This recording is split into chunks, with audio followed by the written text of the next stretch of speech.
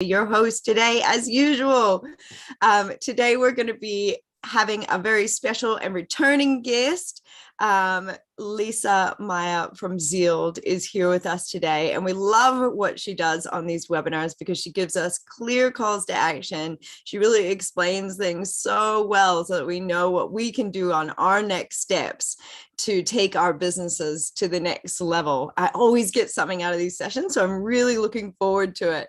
And today the topic is generate, qualify, and nurture website leads. So such an important aspect of the business. I mean, that's how it grows. That's how we make sales. That's all of that good stuff. So I'm not going to blabber on anymore. Look, if you're on the different channels, you know where you are. And hopefully by now we're getting familiar on how to communicate. So you can use the comment section, the Q&A function, or any chat function on the various platforms, YouTube, LinkedIn, Facebook, or Zoom, and communicate with us throughout the session. Get your questions answered. That's why Lisa's here. Lisa, thanks so much for joining us today. Thanks for having me again. It's such a pleasure coming and just sharing knowledge that's there.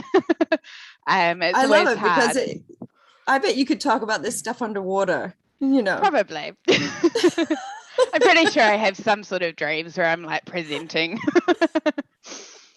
I'm actually, I think maybe I should be having those. Why am I not having to?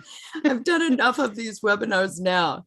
So obviously you've done a bunch of webinars with us in the past, and all of it is great information. So if you sometimes we really resonate with particular presenters as well. So if, you watch this presentation, you're like, man, that was like the right presenter for me. I understand the way they deliver the material. We have all of these sessions. They're all recorded. You can either view them on digitalboost.co.nz. If you're not registered, you're missing out on promos. You're missing out on competitions and prizes. And, or you can watch them on the platform. So you can watch them on the ones that have been live. You can watch them on Facebook and LinkedIn, YouTube. But I would say the archives are on the site, including some really fabulous other content. Definitely. All right, that's enough for me. Okay, I'm stopping my video. I'm gonna let you drive. Cool. Thanks so much. So just move that out of the way. So like we said, we're here to talk about how to generate, qualify, and nurture website leads. So today we're going to cover off a bit about the sales funnel, which we may or may not know, but it's a good place to start, and then how you transform that through to your website and what you're doing there.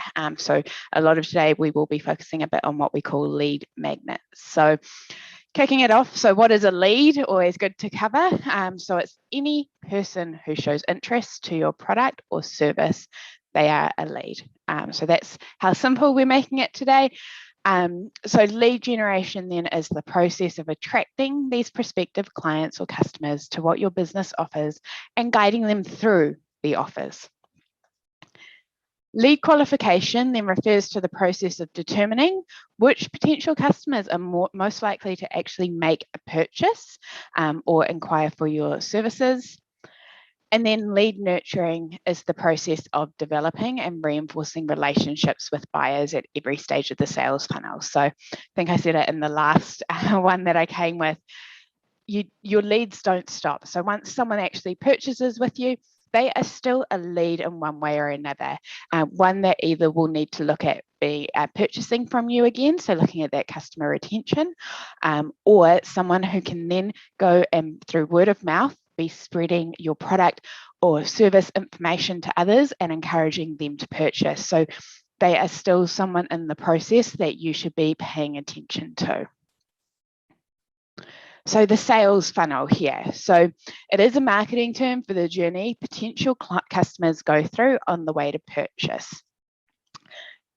What you really need to do is optimize the bottom of the conversion funnel. So this is where you can get the most sort of action and you can do the most.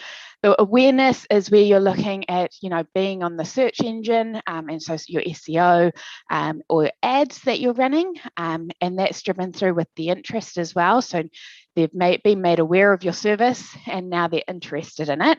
But this bottom part is where you can really refine your conversion pathway and be driving people to the bottom, which is actually where they make the purchase. So the most impactful and predictable way to improve website conversion rate is to optimize the bottom of the funnel. And it's best to start your conversion rate optimization. It seems my spell checks moved to the US version. I'll have to get that fixed up, sorry. So what we call CRO, if it's on part of your website that will result in the highest impact. So that's what we're going to look at. So the management of this. So understanding your product's buying cycle and where your prospects sit within this cycle will allow you to better approach it. So for example, if you have high value products, so products that are more expensive or a service that is more expensive, this is where you need to understand that buying cycle. Generally people, if we take like a fridge, for example, they will go through and do quite a lot of research before they actually make a purchase of a fridge. They will compare that fridge to lots of other fridges.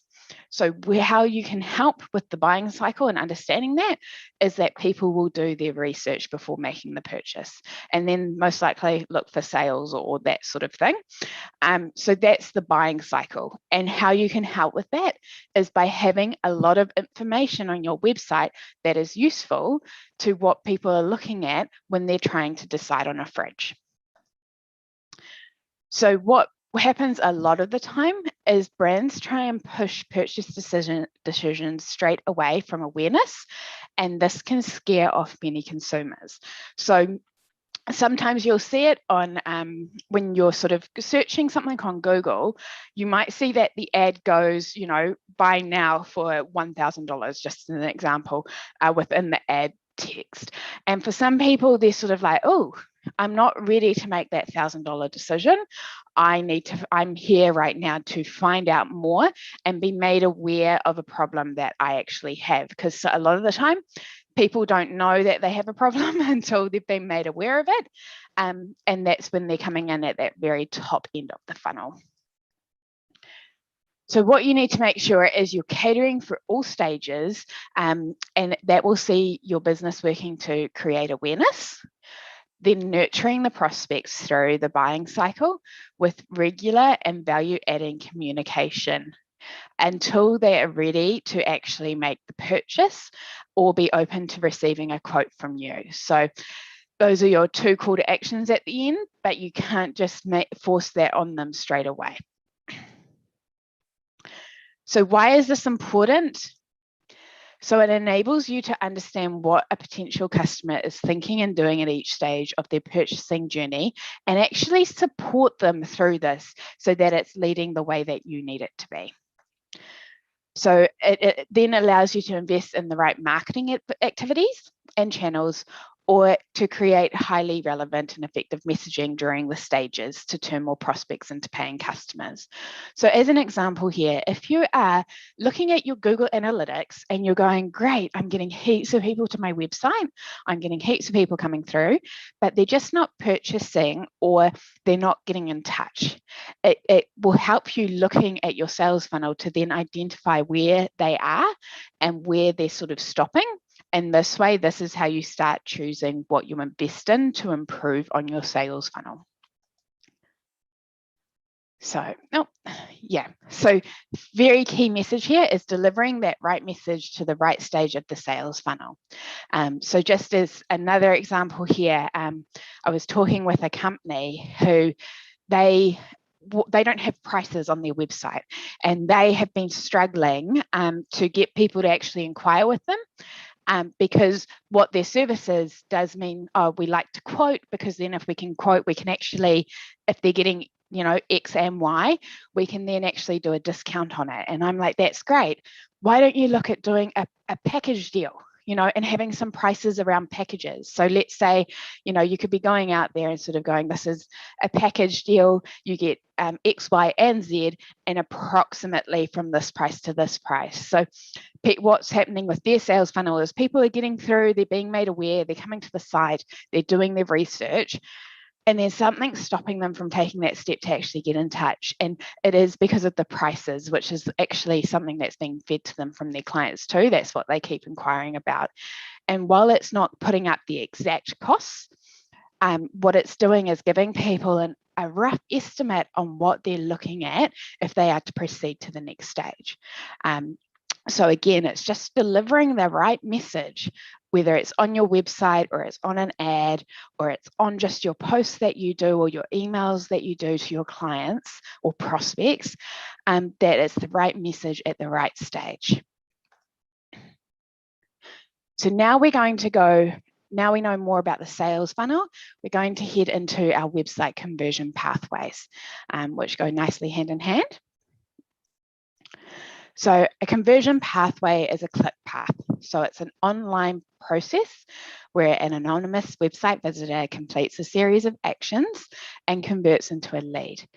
It might mean that they come to your website more than once to convert to a new lead, but it's basically sending them on that journey. So your conversion pathway typically comprises of a call to action, a landing page, potentially downloadable content offer, if possible, or see a sample, etc. And then also a thank you page, so acknowledging that they've done something for you and having them thanked in some way. So in e-commerce, a conversion means a visitor to your website has taken an action that you wish them to take, and that would most likely be eventually leading them to adding to cart and checking out on your website.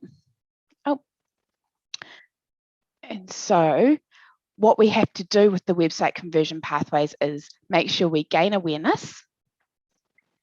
So this is the first step to make the visitor aware of your brand and your general offerings. Like I said earlier, here we are looking at things such as SEO, so being having keywords throughout your website and your meta fields that then relate to what is being shown when people are Googling those keywords. Having ads potentially, depending on your product or your offering, and if there's budget for ads. Using things like your social media channels to be getting more people aware of what your brand does and what you have to offer. So the other step of awareness is if your visitor has arrived to your website, they may have some idea of what your company does or offers, but it's rare that anyone does visit it by chance. But this is your moment to solidify why they're there. Okay, so when someone comes to your website, you have that first 3 seconds, I think it is, to make them feel like they're in the right place. So on your homepage, your first conversion pathway tool is your UVP. And your UVP is that main image with text over the top of it. And that, what we call unique value proposition, should highlight who you are and what you do and let the visitor know that they're in the right space. So there's no point being, for example, a hairdresser and on your unique value proposition, just sort of saying, come in and see us. That's pointless because yes, you're trying to go, cool, come in and see us. That's great. I get why that someone might have that there, but you're not actually saying we are hairdressers. We can create amazing hairstyles. So that's the stuff that you're not doing. And that leads to people not being aware of what it is and solidifying that they're in the right place. So like I already touched on, you've got search engine optimization and social media, which are the traffic drivers. So that's that first step of awareness. And it's very important to websites to give them the opportunity to make that first impression, which is the awareness of your UVP. Okay, so I know that on Digital Boost, there's actually a lot around search engine optimization and how to use social media in these ways. So I would say if that's a bit where you're sort of going, oh, not quite sure what to do there, to pop over to those other webinars that are there and have a look through because they're filled with great information. So then we've got the next step. So it's building interest. So now you've captured them. You've got them through the UVP, through the search engine, they're on your website. Okay, so they're ready, going, I want to find out more. So you've piqued their interest and now you need to build on it. So to do this, there are a number of ways, and it's through relevant and high quality content that will be as useful or beneficial to your visitors.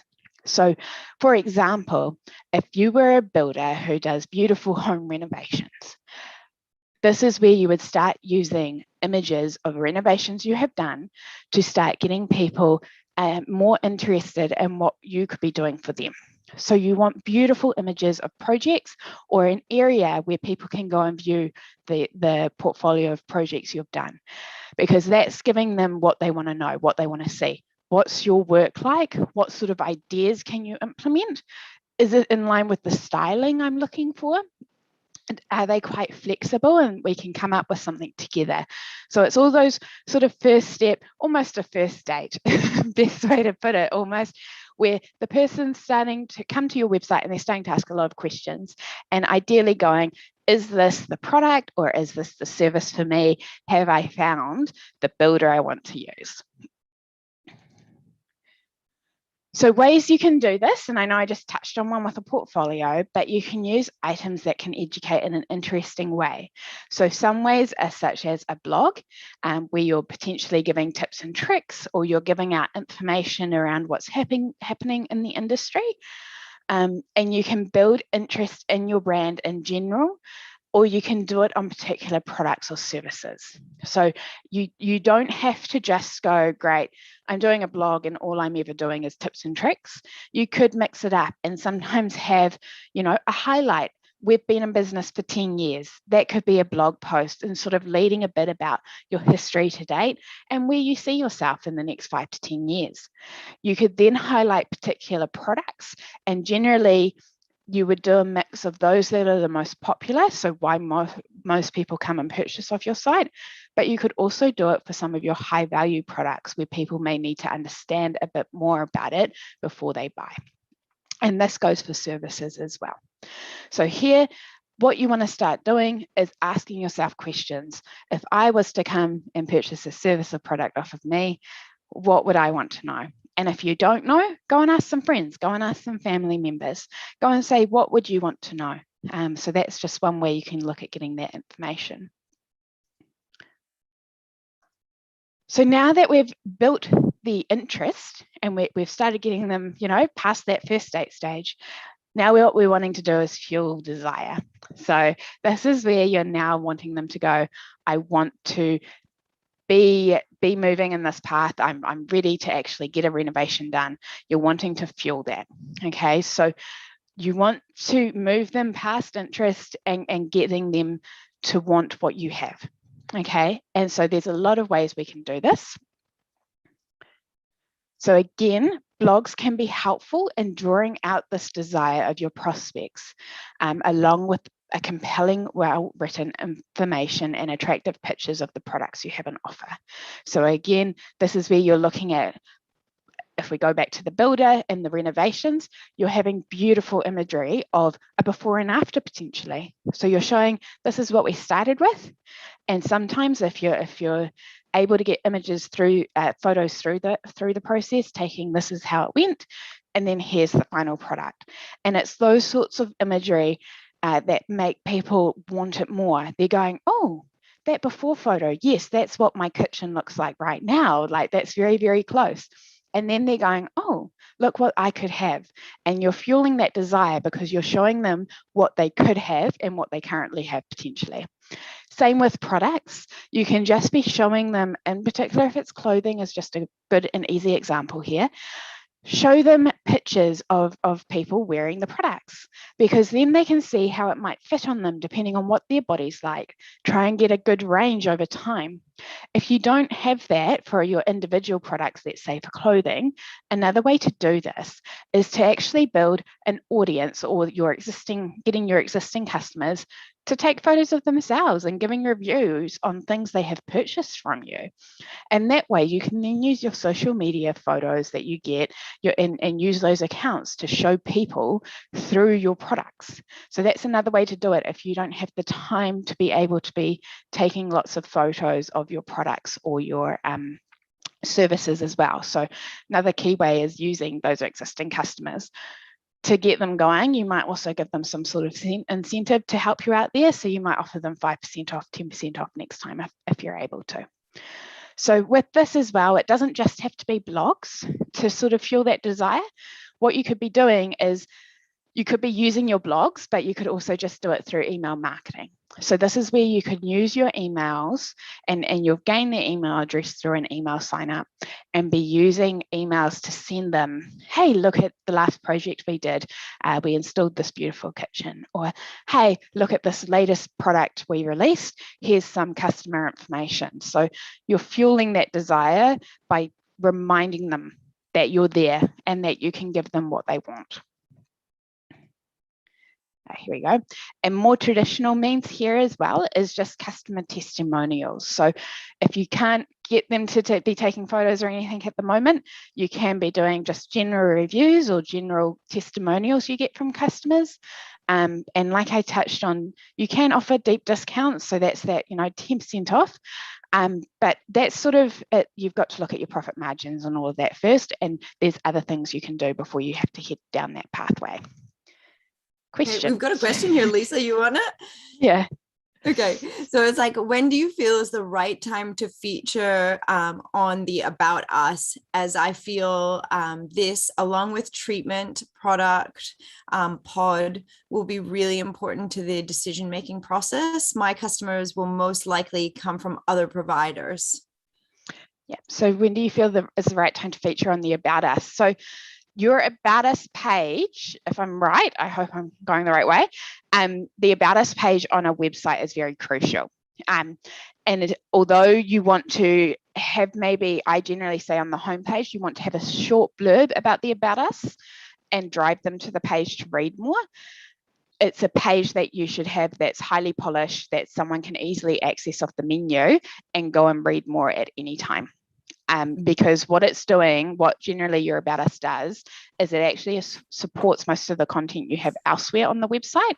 So for example, if you are highlighting that you're New Zealand owned and operated, you're highlighting that why you started getting into this with a little snippet about the About Us, that's then going to have people want to find out more about you and your business and be driving them to your About Us page, which should be perfectly polished. I won't say perfectly, that's wrong, but very nicely polished with a lot of information to then get people to buy from you as a person or your business as a person.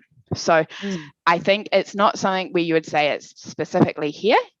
It's actually part of every part of the funnel, one way or another. It's something that should just be readily available for when that person's in the right part for them to then go and read more about who you are. So it kicks in at awareness. That's that homepage a little bit where you're making them aware, maybe you're NZ owned and operated, or how you started or why you started. It's there in that interest where now you're trying to get them to know a little bit more about you. And it's definitely there in fueling that desire. In particular, if your niche market or something is organic or is sustainable, things like that, at that fuel desire, you're going to be fueling the desire with your About Us information, particularly if you are going to be highlighting you're a sustainable business or your products are organic or something like that. So it's a very important part of every single stage. Awesome. So yeah, that's probably the best way to answer it here. But if I've got something, if there's something more to that, feel free to send through another question. Cool. Oh, I'm gonna pop. No, lovely. Cool. Thank you. Perfect. Awesome. That's what we like to see. Yes, definitely. Awesome. Cool. Thanks. So next stage, after fueling their desire, is now when you start driving them a bit more. So now you've sort of piqued their interest, you've driven them a bit further past that stage, and now is when you start really pushing them to call to actions. So your call to actions are, it refers to words or phrases, which is using the prospect to prompt an immediate response or encourage an immediate sale or inquiry. So this is where you are now starting to go, click here, purchase now, or inquire now, get a free quote, that sort of very short, sharp call to actions that are very directive. So some of these can be integrated into your sales script and your advertising messages at this stage, or web pages that then compel an audience to act in a specific way. So just to break this down, so the sales scripts and adverts could be that you have a page with some information on it, and then you get to maybe after the first paragraph and you're sort of leading with find out more now. And the find out more now might send them further down the page with a bit more information. And then at the end of that little part of it, it's click here, not click here, it's inquire now, or get a free quote now, or purchase now. So that's how you could integrate it into that. With your advertising messages, this is where you would be looking at that retargeting marketing. So someone who's actually already come to your website, and you're then going to use remarketing to them to target them because they've been there. And so your advertising for that is a bit different, where it's actually going, come back and buy, or come back and make a purchase, or come back and inquire to get that free quote, or whatever that is that you have that you want people to take action on. And then web pages. So this is the whole, similar to the sales script. It's where you'll have a page filled with some information. And again, you're just putting these call to actions throughout the page. Not too many. So I don't want you to sit there and think you have to have a page with a call to action every couple of sentences. But let's say you have a nice landing page with sort of 3 to 4 blocks of information. You'd probably have 3 to 4 call to actions. And 2 of them might be quite, visible buttons. Some other ones might be just please get in touch, if that's sort of what fits in with the wording that you've got as well, and might lead them still to a contact us page. And then we're wanting to start generating loyalty from them as well. So we've moved them, if I just go back, so we've moved them from this call to action, getting them to do something now. So you'll sort of help them through this process, and you're actually going, hey, how about you ask me out on a date now? You come to me and you carry on with this call to action. And now what you're doing is you're wanting to solidify the customer business relationship, and you're wanting to get to have some loyalty in there. So you want to generate this, and the loyalty stage is, customers start to develop a preference for your brand or company. Okay, so this is where when someone asks them, oh, well, what builders would you suggest? You want your company's name to come top of mind, and of course for the right reasons, but this is where you're wanting to generate that loyalty. So customers will genuinely like your product at this stage, and they will often make repeat purchases, not because you remind them of it, but because they've actually enjoyed the product, they've enjoyed the service. So for example, again, the builder comes and renovates the kitchen, but in the meantime, my next project is to get some fences up. Okay, so once we get the fence, who do I want to get my fences up? Oh, perhaps this builder who did the renovation can help me out with that. Or they might actually suggest someone else because maybe it's not their specialty, but they were the person I went to as the expert in this area. Okay, so at this stage is where you're really wanting to look at doing that. If you sell e-commerce, so if we're not talking about services and we're looking at e-commerce, here what you're thinking of is they've made a purchase, and maybe they've made a couple of purchases. Up to you how you want to sort of work that out when you're first starting out. But then you're going to be asking them for reviews, okay? And you're not reminding them of the product, but you're actually just asking, hey, could you do a review for me? Because that review, if they go ahead and do it, could mean a lot to other people who come onto your website and go, well, why should I buy this? Have other people purchased it? Is it going to be quality? Is it what I want? And then if you have some lovely reviews from some existing clients or customers, then that will inspire them to probably want to purchase, because they can see other people have had, success with purchasing these products. So that's another way to do it. There is another way to generate loyalty is by things like loyalty points. So loyalty points are where someone makes a purchase on your website for $100, let's say, and you, for $100, reward 10 loyalty points. And so what you're saying is maybe once they get to 100 loyalty points, they get $10 off a purchase. So what you're doing there is you're actually encouraging them to keep purchasing from you, not only because you're quality, but because you want to appreciate their service and then coming and making these purchases off you by once they hit a certain mark, that they actually can get money off their next purchase. There's a question. That's popped up. Sorry, Yeah, I'm just that's jumping all right. between platforms. Okay, cool. So we've got a question from Charlie, and it says, is there an app or something you can integrate with Shopify to generate loyalty points, or how would you keep track of these? Yeah. So on Shopify, there are extensions that you can use for this. And if I am correct, I actually think it's something that's already there, but for most website platforms, loyalty points is quite a standard feature, and it generally sits under sort of the, you configure some settings on the main part of your website, and then the loyalty points actually sits underneath each customer record, because those loyalty points obviously pertain to them. So if you go into the App Store for Shopify, I'm sure just type in loyalty points and it'll pop up. If it doesn't, I know their help team's very, very helpful. So you could send a message through, or I'm not quite sure if they've covered one of those off yet on one of their webinars. I've sat through those sessions and they didn't cover that particular thing, and that's why I thought it was a great question, because I don't know the answer.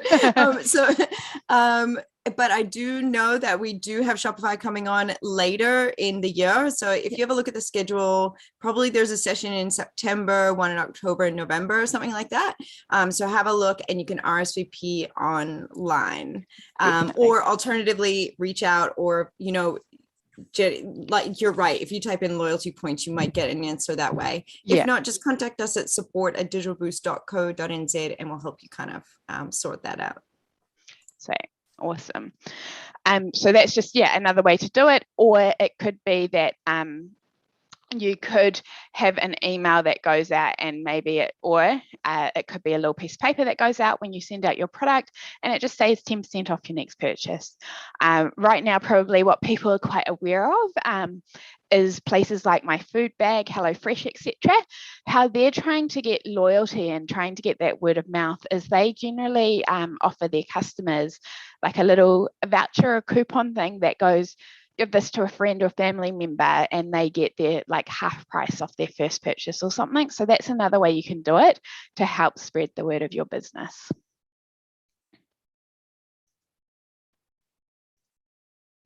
Cool. So if you are, okay, sorry. That's all good.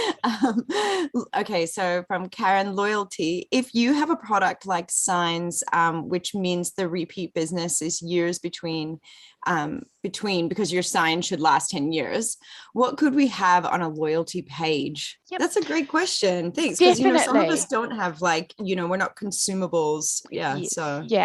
No, definitely great. So this is where you're going to be targeting the loyalty of the people who have come and purchased off you or had that service with you for signs, to then be encouraging them talking to others or suggesting you, so coming top of mind. So you want to encourage them in that way, and it could be simple as just asking them for a review, okay? Because then what you're doing is, although they might like 5-6 years down the path not quite remember you still maybe have that review. Or if it's something where you can actually do what we would call a case study, so potentially there's a little bit more that you've done for them, and you can go and take photos and have it displayed as one of your key projects that you've worked on, or something like that. That's how you're getting the loyalty of them, because you're using what you have done for them to showcase what you can do, and that can help others then see that as well, and that's the way that you're inspiring that loyalty. But I guess it does depend on that cycle of how often they would purchase from you or utilize you. But very key, you're looking to try and get their loyalty through word of mouth. And that just what I would generally say for more of that sort of service or longer cycle there is that you want your customer service and experience through that to be that 10 out of 10 that people just want to rave about you.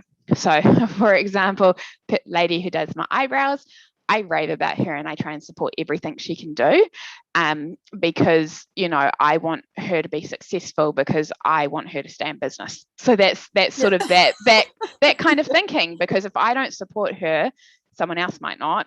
And then, you know, she might not be able to keep up her business. So that's sort of the way that loyalty will start working. And so you're just asking them for reviews, or asking them, oh, if you know another business that might need us, feel free to give them our card, or direct them to our website. It's that sort of assumption that you need to take to get that loyalty from them. Yeah. And Laura's just added here that she's got a person who the original client who acts as a promoter of leads that result in a sale with a percentage of the sale. This works really well for them. So they said, I have a supplier who rewards the original. Oh, yeah. Okay. So they give them kind of like a rebate or something back. Yeah, that's a cool idea. Definitely. Yeah, cool. Gift vouchers, gifts. We're getting lots of good ideas here for referrals. Yeah, great ideas, guys. Definitely. Cool. So I do just, carrying on from this, when it comes to conversion pathways, if you are a bit unsure about it, it's always best to talk to the professionals in this space. So those that have had lots of experience in this. I do know, again, on Digital Boost, there's a lot of webinars that actually help with this as well. I know we've done one, and I know some of the other companies that have been on have done these as well. So there's a lot of information out there, but sometimes a lot of information can also be overwhelming. So if you're sort of tried what you can and done what you can to get your conversion pathway, your sales funnel in the right spot, but you're still finding there's a missing link, I would suggest at that point to start talking to some professionals in the industry who can maybe just pinpoint that one thing or that second thing that's just not quite working right as well. For an example, the other day we were doing an email, and honestly, it took about the sixth person who was just testing something to realize that one of the links wasn't working. And that's how little it can be sometimes, where you can keep testing and trying to make sure it's all working well, but there's just that one little thing that's not quite working, and it only didn't work for one person, but that's where the issue is. So always just talk to some others if you are having issues in this space or need some help.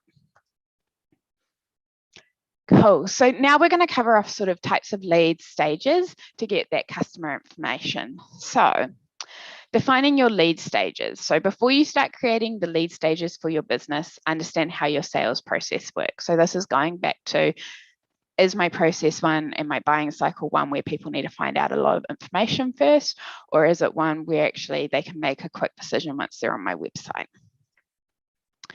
And also, what kind of customers do you serve? So is it direct to consumers, so B2C, or other businesses, B2B? Oh. So the importance here, I did think I had one more point, but I must have taken it out.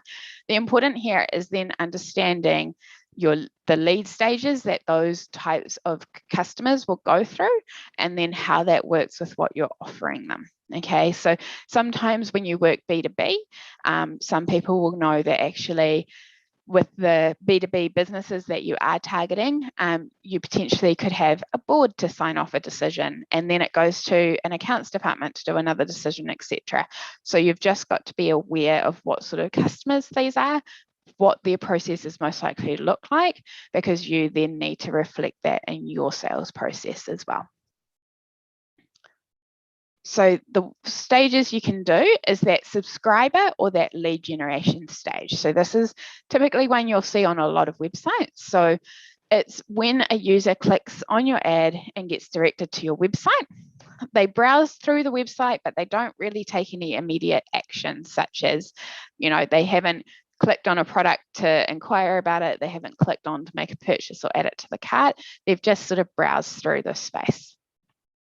So in this stage, your target audience becomes a new lead to your business, and it's through your marketing efforts, such as your social media platforms or your Google ads. So it's that first visit, that one where you're gaining that they've come there and you've captured their attention enough that they've stayed on your website.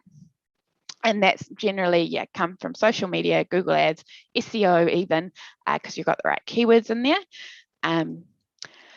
And then what you're doing here is you're wanting to ask for a little piece of information from them. So not too much, because asking for a lot makes them then go, oh, am I ready to give them that much information?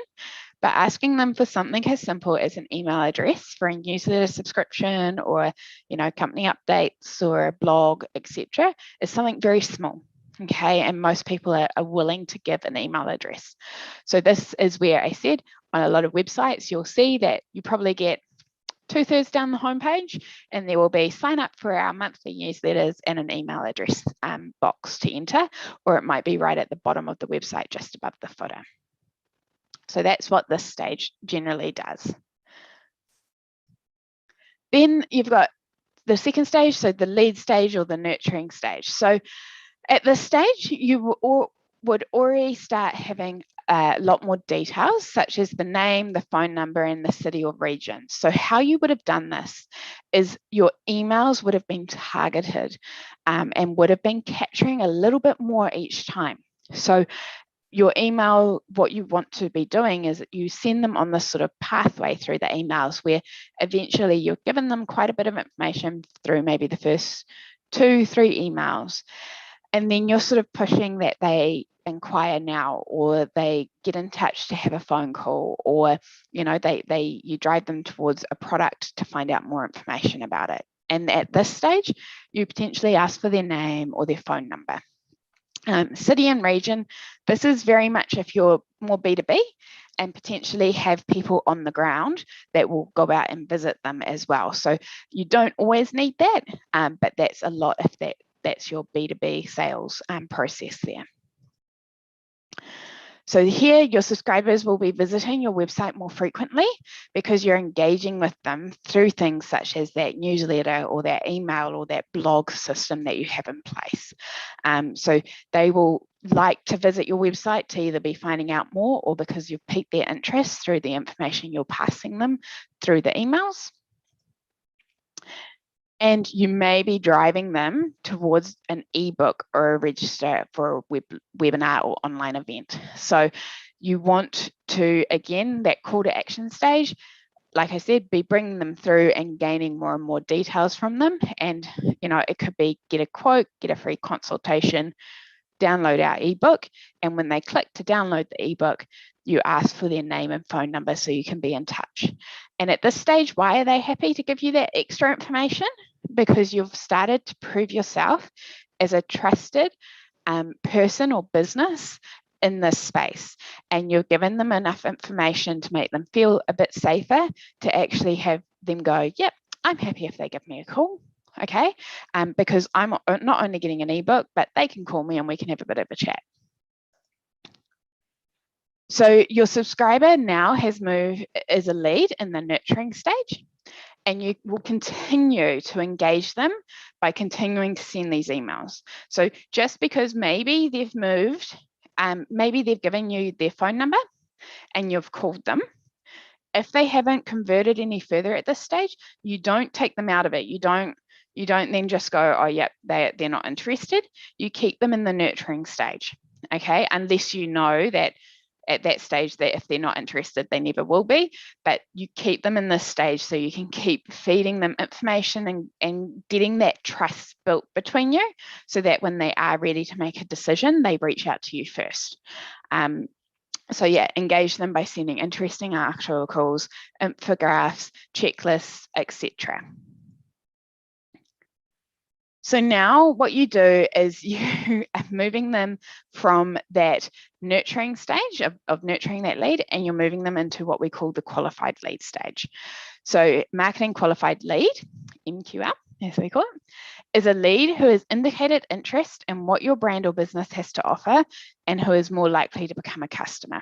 So your keys here are those people who have gone, yep, definitely inquiring for a quote. Or, yes, I want to, maybe you have a trial for your product. I want to do the trial for the product. So these are the people who potentially have come in and gone and taken that extra step to then go, please get in touch with me. Or, very good for e-commerce stores, generally they've added to cart at this stage. I'm not saying checkout, I'm just saying added to cart. So once your lead, like I said, signs up free trial, requests a demo, adds to cart, they become a marketing qualified lead. The reason why I'm saying add to cart is because abandoned cart is one of the highest rates that companies will eventually need to focus on when they're an e-commerce website. And what the abandoned cart means is that people have added things to their cart, but they've actually not gone through and done the checkout process. So they've not completed the purchase. So why this is still a marketing qualified lead is that they showed the right interest and the right indicators that they were ready to make a purchase, but for some reason they did not. Okay, and this is where at that stage, they are people that you would follow a full abandoned cart process on. And I'm sure there's some webinars around that on Digital Boost, but it's just important to know that they have actually taken that step to show interest. Why they don't complete it, there's many reasons. Some people might wait to see if it's going to be on sale, but they just wanted it there so they know it's there.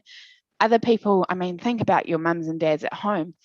One of their children come along and they go, oh, hey, mum, I've spilt water everywhere. Come help me. And they may have just been going to make the purchase and they've not because they've got busy. So lots of reasons why people do that, but still they've become a qualified lead because they've shown that intention.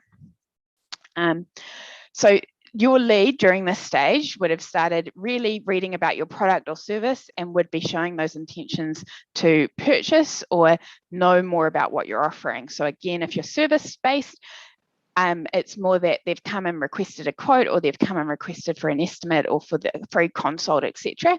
They're starting to really show that they're about ready to start making those purchasing decisions. So now we're at the sales qualified lead stage. So it's trying to cover off e-commerce and lead generation here at the same time, but the sales qualified lead stage is that potential buyer that's ready to have a chat. So that's what we've done now. The last stage, they showed that intention to make the purchase or find out more by talking to one of your team. And now they're ready to actually have the chat and they've expressed it and they want you to just really sell them on it at this stage. So once they reach this stage, they are pretty much ready to pay. Okay, so at this stage, this is where you might find, oh, I'm talking to another company as well. So I'm getting quotes from 2 to 3 different builders and I'm going to then decide. So this is that stage where you're really nurturing that person to choose you and really highlighting the benefits they have from choosing you as well. So for going back to my example of people who have added to cart, this is where you might have a little bit of an email funnel for them that gives them some highlights around your products or gives them some information about why they should purchase from you. For example, you know, you might be leaning on that you're NZ owned and operated, etc., and highlighting that through the process there. So a lead at this stage has precise needs, which you probably would have identified or you've used that first phone call with them to identify. They probably have a timeline for implementation. So I'd say if they're talking to you, they've probably gone, look, I need this kitchen done by the end of summer this year. You know, like they're going to have that and some sort of budget. So they're really ready to make that final purchasing decision. Or if it is e-commerce, you know, they probably go, yep, this is my budget range because I've added to cart and I've abandoned it because I didn't have time or something, but I need to be reminded that I was ready to make that purchase, which again could be just as easy as going, hey, you forgot these products in your cart, which I know has worked for me before. So this is where there's precise needs of what you really need to like aim in on and be providing assistance to push them through that stage. Generally, this is the hardest stage because this is where you're actually asking them to just give you that money and make the decision to go with you. So this is generally the hardest of the stages because you've sort of filtered them out from 100 people and now they're ready to do that. And then the opportunity stage. So this is where, I think I put this wrong. So this is the stage that you should make extra effort. So the fact is that your lead may likely be ready to make that product or service purchase from you, and you have to grab every opportunity. Okay, so this is where if you find that they're a little on the fence, it's just sort of really nailing down to what their needs are and being able to answer those and remind them why they're doing it. Again, if you're a higher value service, or you have, it's maybe a longer process to actually have the final product. This is where you're trying to show them that it's the right decision, and you're trying to sort of get them to make that commitment up front, and remind them that the decisions they've made to date with the information that they've researched is still relevant, and they're making the right sort of decisions, and it's leading them the right way. Okay, so at this stage, that you've got to be looking for these to make sure that we're able to sort of close them on that. I put that in the wrong place. So this is where is now the lead turns into a prospect for your company to generate sales, and you need to ensure that you offer as many value additions as possible to convince your leads that your product is the right fit for them. So this can also happen, opportunity stage can also happen once they've already purchased with you. So again, it's then finding further opportunities and using upsells as well in order to have them keep buying from you or purchasing something else, or like we touched on just before, even having them share through word of mouth for others to come and purchase off you too. So you're trying to just make sure they realize they've made the right decision, which they would know, but they just need reminding. That's human nature, and that you're trying to just show them these value adds. Like I said, e-commerce, you're looking for those opportunities to upsell. So for example, just going to use hairdresser because it was easy. They may have purchased a shampoo. So here you might be showing them that there's additional opportunities to buy a matching conditioner with that, or buy, some treatment for your hair that works well with that shampoo, etc. So it's identifying those opportunities. So here is make your conversations highly personalized or tailored to their specific leads. So starting out, you might really only have one sort of funnel or pathway that people are going on. But once you get more comfortable with knowing this information and knowing these pathways that they go on, you might start tailoring it to meet their specific needs. Because as you find out what people are clicking on and what pathway they're going on, you might find that you get to a part in the funnel, where you actually need to split them into two groups.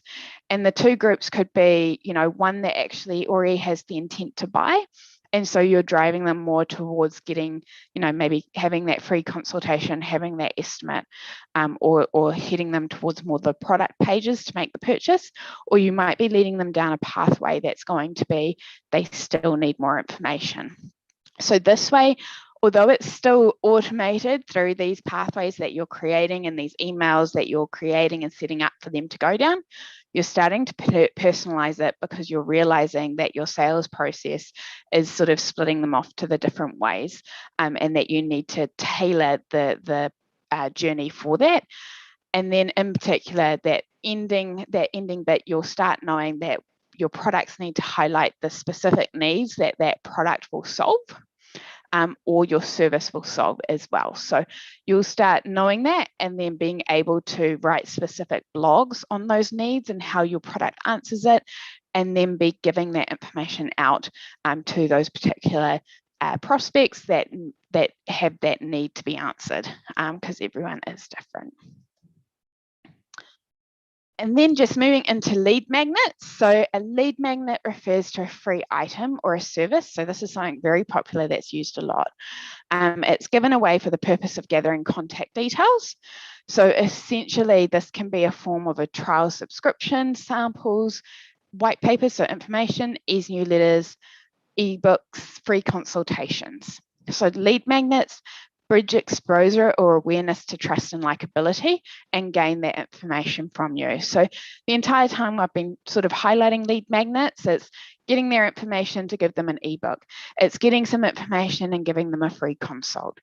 You could could, like I said, add in trial subscriptions. So like I mentioned, HelloFresh or My Food Bag or one of them, they do it where they actually do it with their existing customers and go, get a friend to get 50% off their first purchase.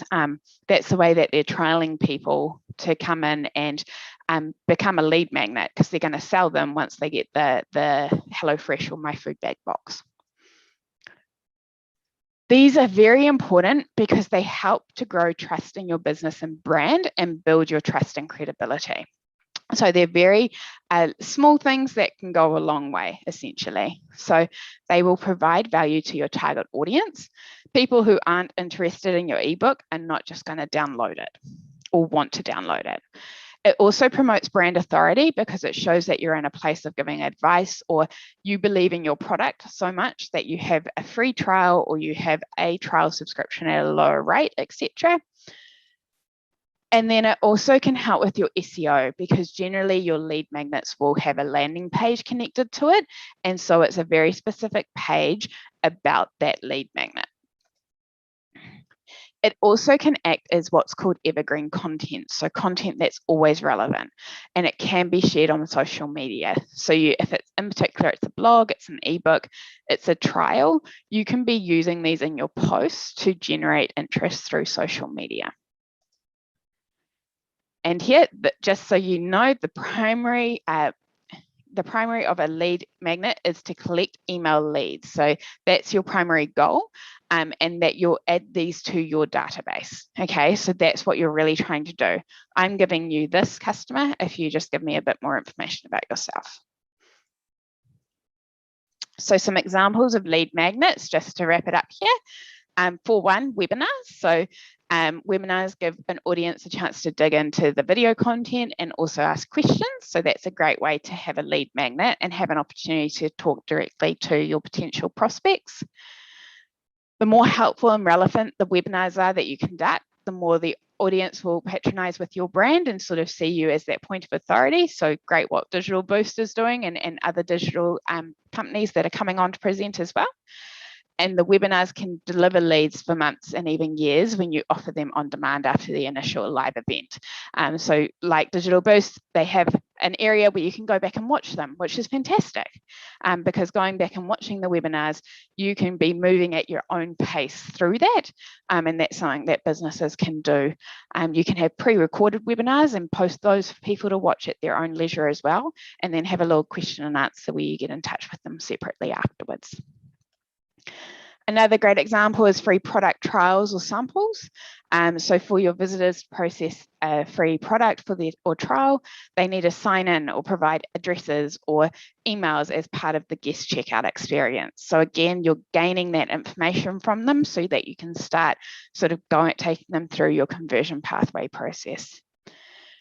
You'll also, this is where you'll ask them to sign up and receive more updates in the future as well.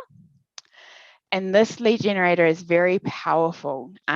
If you do have the opportunity to do it, I would say to do it, because they are actually getting a taste of your product or your service. So they're actually being able to experience it and then decide if it's for them or not.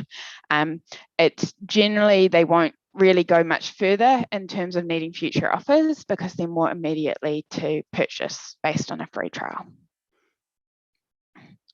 Another way is just an online quiz or survey.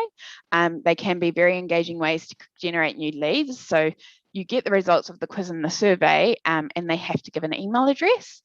And then the results will only be given to them on an email address. If it's like a quiz where you're giving, oh, what sort of type of person are you, or what suits your hair the best. So that's what you're sort of looking for here. Or it could be a survey where they go in to win a $50 voucher, for example, where you're gaining some information to know what sort of services they might be looking for, and then you can start sending them emails about those services that they are interested in. The quiz or survey is a fun and interactive way to capture leads, so people generally like doing that. And then, so here what you're trying to do with your lead magnet essentially is offering something valuable in exchange for your customers' engagement, such as free guides, a service, or a discount. So you're really just asking for an exchange where they're giving you a bit of information and you're giving them something for free. We had a question here from Yes. Sonia. It just says, are competitions good lead magnets or frowned upon? Thanks. Yeah, I think on social media, it's become a lot more acceptable to do things like competitions, and you'll see it quite often. Generally, though, what people will get out of those sorts of competitions is just more followers, and potentially not people who are really engaged with you. And so you might be needing quite a strong conversion pathway to get them more interested. Because I know it goes, tag some people. And I think it was for something for like gym leggings or something, and on that platform I didn't have any of my female friends on it, so I just tagged 2 of the guy friends I knew, because I'm like, well, I want to enter, but they're not going to be interested, so you know, like that. Exactly. So when you do that, I think on social media, etc., it is very much more accepted and more common. But when you if you're going to run something on your website, it really needs to make sense. It really needs to have that link to it. And so it wouldn't be the best lead magnet to probably go for first unless your niche market is really sort of set up for that.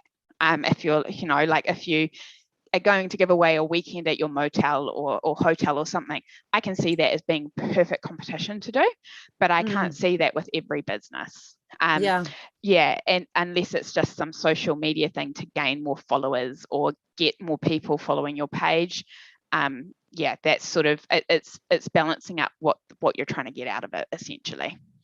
Because it would be it's just a harder lead magnet to then get people through the funnel when you're probably wanting to focus more on people who are actually really interested already. Great question though as well. Thanks for popping that through. I think and then quickly, sorry, I know I'm going over time, but reselling to existing customers. So your existing satisfied customers are very important to your business. It costs you less to sell to them than it does to find new business. And that's because you've already actually paid for them. You've done the marketing to them. You've done the SEO work. They've come on board and they've already gone through that process. You don't have to do it again. And now it's probably just down to emails and keeping in touch with them. So they are loyal, and they will tell you if something's right or wrong that you're doing, and they will also recommend you to their friends. So these are very, very key people that often get forgotten. I said it before. This is where you look at your phone company or your power company, and you see them offering these great things to new customers. And then as the loyal customer who's been with them for quite a few years, you don't really see anything for you except your bill going up potentially. So these are a good group of people to be keeping happy.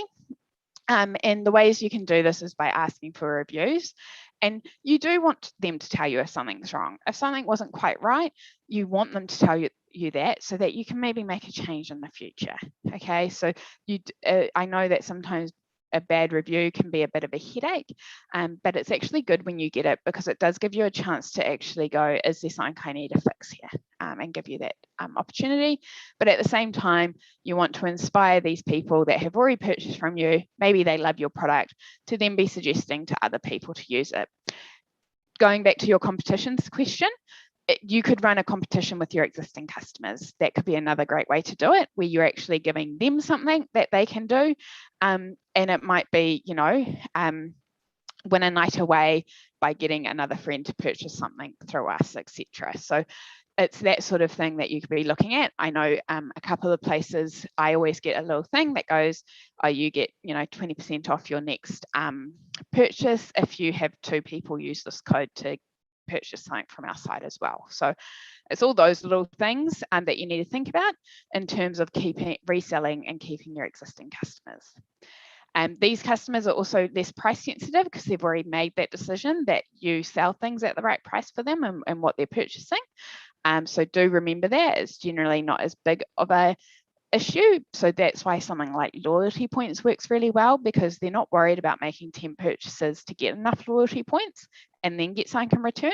what they're happy with and what they're excited about is the fact that you actually reward them for continuing to purchase through your website. So here, listen, I know I already touched on it, but listen to your customers and let them give you feedback before you make your pitch. So this is where asking for reviews or testimonials is a really good way to understand this first before you try and push them into something more. Because if you're going to push someone who wasn't happy with their experience for some reason into purchasing more of you, you're probably going to not have the greatest time with them. So as long as you tell your customers about something that's appropriate to them, they will appreciate the offer. And that's all. So just a quick bit about Zeald. We've helped over 15,000 Kiwi businesses achieve digital transformation. And we do offer free strategies for businesses that may need it. But I think on the other note, which isn't in here, we do offer free e-commerce and lead generation websites under our GEM initiative. And you can go to zeald.com and click on the button for the GEM initiative and find out more information there. Yeah, cool. This was like a chocos. This session was chocos, wasn't it? I feel like you've got so much, like, I love it. I always go, oh, okay. And then it's like, and then this as well. And then I'm like, wow, there's so much to think about, but also I now have a better understanding of just how many different ways we can come at this, which I think is like really important. Once we're aware of that, then we can start chipping away at it a little bit at a time. Would you say that'd be like the best course of action? Definitely. So my course of action will be, if you can look at your sales funnel, and like I said right at the start, I think it was, you could be getting tons of traffic to your website, tons of people coming through, but they're not going much further. Focus on that first. So we call it the leaky bucket, where basically you're filling up a bucket with lots of water, so lots of visitors.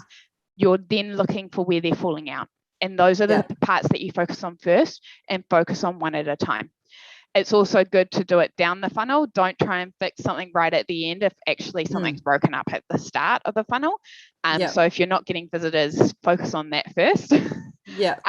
But yeah, that's definitely just focus on one thing at a time, because if you try and do it all at once, you'll just have a headache. And I think, don't overwhelm yourself. Now, we just had a request. Could you pop up your information slide again with the contact details? Because we just had it real quick and then they didn't get to screenshot it. So yep, sure.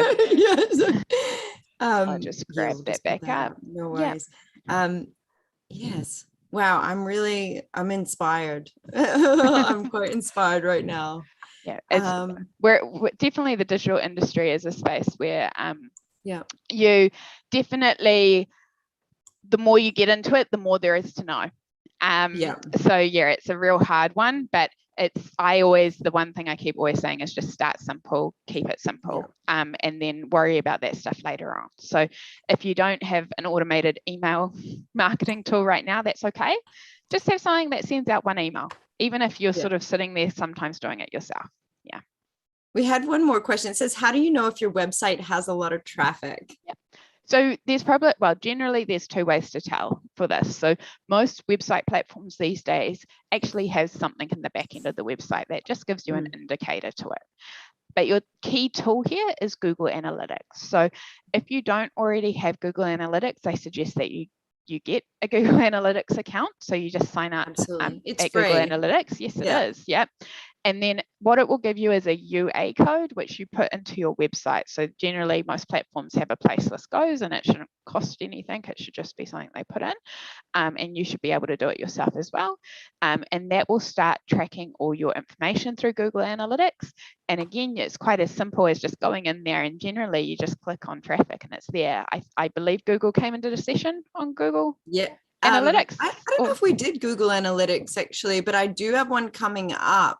Okay. So have a look on the schedule for Google Analytics. We've done a lot with Google, but we did Google My Business. So if you haven't set up your page, we've got sessions with them on that. Google Tools, and maybe we did do Google Analytics. I was going to say, with Google, if we didn't actually. The great thing about Google though is if you Google Analytics, it will have the help guide for you. So and if you go to Digital Boost, there'll be a section just on Google Analytics. I'm sure of it. Yeah. I'm just gonna I remember I've looked at it before, so I definitely know okay, it's thank fair. you. Yeah. I'm drawing a blank, just that, yeah. Oh, well, you've done, we'll be close to 100 webinars soon, or if not Yeah, more. 250, Two, yep, 260. yep. Yeah. It says, okay, great. We'll try that. As always, such brilliant information, learned lots, and now lots more to work to do as a result. Lol. Thanks very much. You're welcome, Laura. Thanks so much for joining us again today. Thanks for a great session. So lots of thank yous coming in. And actually, there were some thank yous coming in on Facebook as well. Awesome. That was a very informative session, and it always is. And that's why I love when we get together, Lisa. It's one of my favorite little times when we rock out here on our digital boost. Yeah, lots of thank yous coming through. So I guess that'll be us for today. I know we've got more sessions booked in with you, so we do. We're coming back in September, I think it is. So yeah, so it'll be good.